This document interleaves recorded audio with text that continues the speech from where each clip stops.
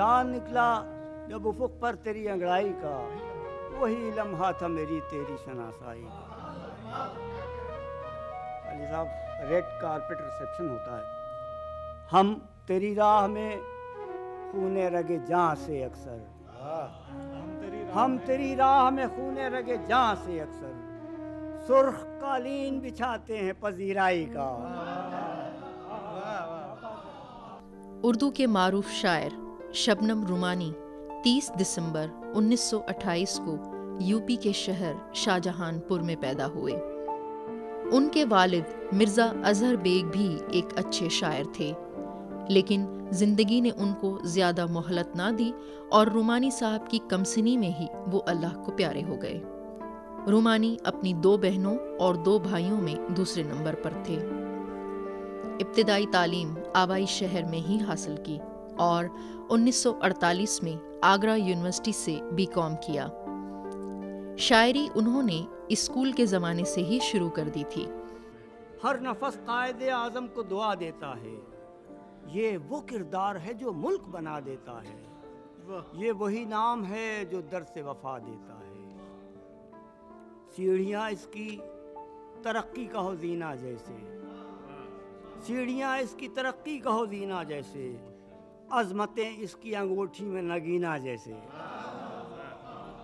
بچپن اور جوانی کے دنوں میں انہوں نے اپنا تخلص آہ رکھا، پھر بدل کر ماتم رکھا، اور یوں دھیرے دھیرے شعر و شاعری کی سخنوری کرتے کرتے انہوں نے اپنا تخلص پھر بدل کر شبنم رومانی رکھا اور اسی نام سے مشہور ہوئے، جبکہ ان کا اصل نام مرزا عظیم احمد بیگ چغتائی تھا۔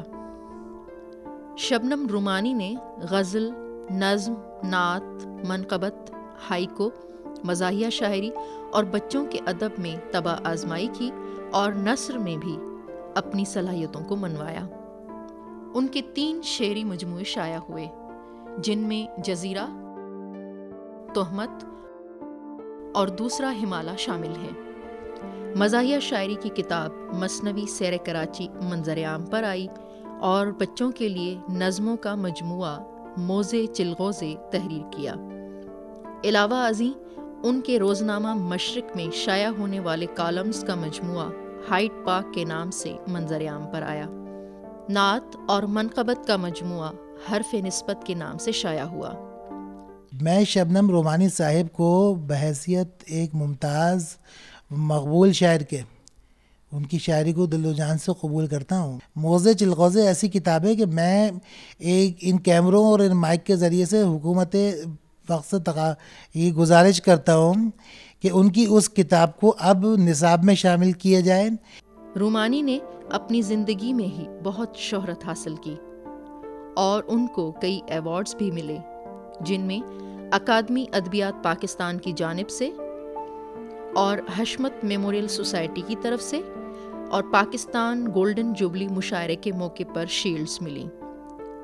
1993 میں اردو انجمن نیو یارک کی طرف سے، روزنامہ جنگ کے حلقہ احباب کی جانب سے ان کی خدمت میں شان اعتراف کے سلسلے میں شیلڈ 2003 میں پیش کی گئی۔ Arts council of Pakistan Karachi کی طرف سے 2007 میں ان کی خدمات کے اعتراف میں اور ادبی committee of arts council of Pakistan Karachi کی جانب سے اعتراف کمال کے سلسلے میں 2003 میں شیلڈ پیش کی گئی۔ علاوہ ازیں راغب مراد آبادی اکیڈمی کی جانب سے 1999 میں نشان امتیاز سے نوازے گئے۔ 1991 میں عالمی مشاعرے میں مرتضی برلاس کی جانب سے اعزاز ملا۔ اس کے علاوہ حلقہ شعر و ادب کی جانب سے جشن شبنم رومانی کے موقع پر آپ کو ایک یادگار شیلڈ پیش کی گئی۔ وزارت مذہبی و اقلیتی امور حکومت پاکستان کی طرف سے اعزاز ملا اور ان کی زندگی کا آخری ایوارڈ حکومت سندھ کی طرف سے تھا۔ اسے یہ ڈر کہ ستارے نہ گفتگو سن لیں، مجھے یہ فکر کہ سورج نکلنے والا۔ نہ صرف اپنے ملک بلکہ بیرون ملک میں بھی اپنے وطن کا نام بڑھایا۔ آپ سعودی عرب، متحدہ عرب امارات، امریکہ، کینیڈا، برطانیہ اور کئی دوسرے ممالک میں شعر و سخن کی محافل میں شریک ہوئے۔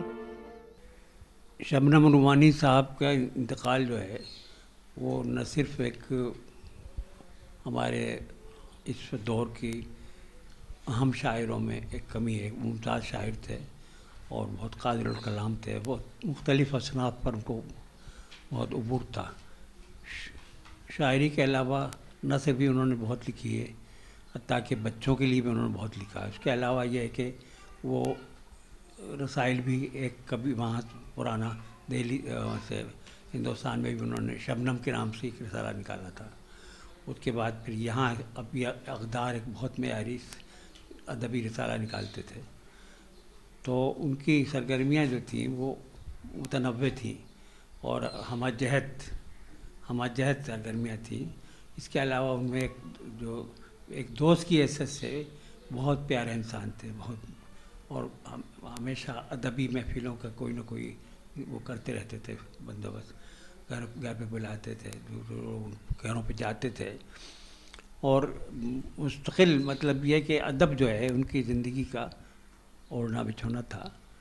اور پورے یعنی آپ سمجھیے نو عمری سے غالباً یعنی 40s کے شروع سے انہوں نے اپنی شاعری شروع کر دی تھی، اور اس طرح انہوں نے بہت طویل عرصے تک ادب کی خدمت کی ہے۔ تو ایک اچھے دوست کی، ایک بہت اچھے شاعر کی اور ایک بہت اچھے نثر نگار کی جدائی جو ہے وہ بہت ہی تکلیف دہ ہے۔ رومانی پاکستان نیوی کے بجٹ ڈپارٹمنٹ سے 1988 میں اسسٹنٹ ڈائریکٹر کے عہدے پر ریٹائر ہوئے اور اسی سال سہ ماہی رسالے اقدار کی اشاعت شروع کر دی، جس کے آپ خود مدیر اعلیٰ تھے، اور اقدار کے نام سے اشاعت کرتے رہے۔ ارباب قلم پاکستان انجمن کے اعزازی سیکریٹری اور افکار فاؤنڈیشن کے ٹرسٹی بھی تھے۔